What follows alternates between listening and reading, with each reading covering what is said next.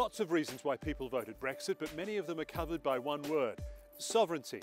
Brexiteers don't like to share it, from how many fish you can catch to who gets to live here and which court ultimately has the final say over British citizens. Many Brits get pretty cranky at the idea of having to follow rules and regulations set in Brussels, often by people they haven't voted for. Well, nobody knows exactly. The deal that Theresa May spent 2 years negotiating with the EU was voted down in Parliament by a colossal margin of 230 votes, 432 to 202. So what happens to Brexit now?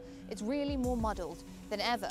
Nobody knows if there's the potential for May's deal to get across the line with enough amendments, and so many other options are now on the table, like a second referendum, a hard Brexit, or an extension of the negotiations.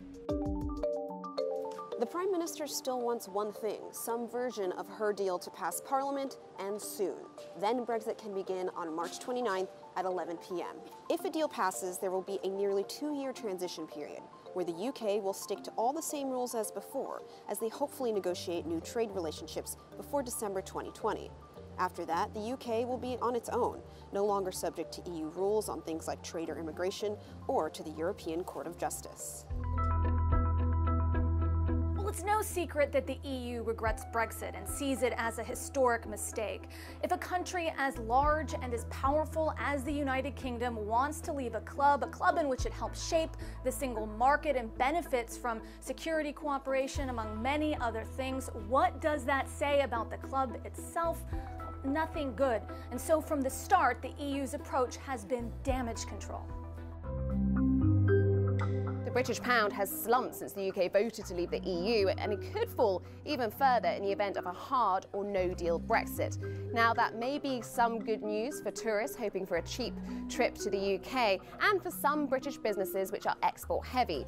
But it's bad news for many. The cost of living for Brits is rising as imports become more expensive, and it's a similar story for some British businesses which have to import raw materials. Plus, all the uncertainty over what the future trading relationship will be between the UK and the EU, well, that's forced some businesses to already hit their contingency plans. Big banks, for example, have already moved some operations from the UK to the EU.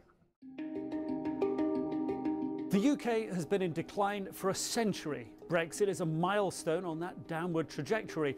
Far from taking back control and turning the UK's fortunes around, it will leave the kingdom's citizens more isolated from allies, alliances and markets. Economic growth will be slower, intelligence sharing curtailed. But it's not as bleak as it sounds. The UK still has clout. It remains one of the 5 permanent members of the world's most powerful diplomatic body, the UN Security Council.